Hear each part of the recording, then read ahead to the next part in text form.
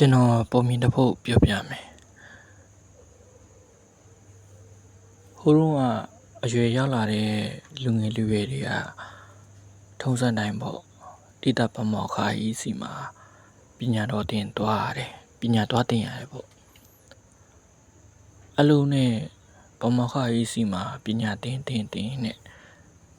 ပညာရေးဆုံးပြီပေါ့ပြန်တော့မယ်အချိန်မှာ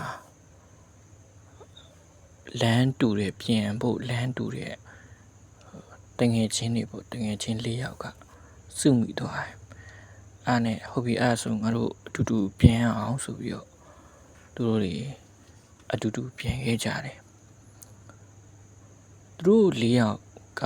တက်တဲ့ပညာတွေကလည်းတယောက်နဲ့တိတ်မကွာအောင်အဲ့လိုနဲ့ပြန်ရင်းနဲ့လမ်းတစ်ဝက်လောက်ရောက်မှာအယိုးစုတစ်ခုတွေ့လိုက်တယ်ဟာဒါဘာယိုးစုလဲပေါ့အဲ့ဒီမှာအယိုးကျွမ်းချင်တဲ့တယောက်ကသူတေချာကြည့်ပြီးဟာဒါတော့ကြားယိုးပဲပေါ့ကြားယိုးဖြစ်တယ်ပေါ့အဲ့ဒါဆိုရင်ဟုတ်ပြီ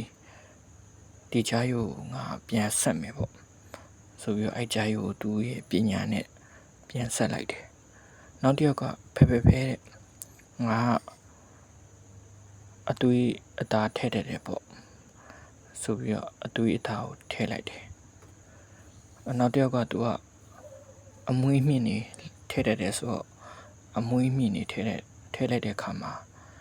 ကြားရဲ့အသွင်တံကပေါ်လာအောင်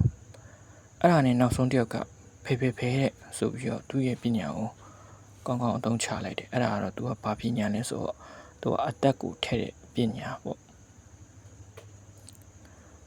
ပုံမြင်လေးရတာပဲအဲ့တော့ကျွန်တော်ခဏကျွန်တော်အမေးခံရတယ်မိကွန် philosophy ဆိုတာဘာလဲပေါ့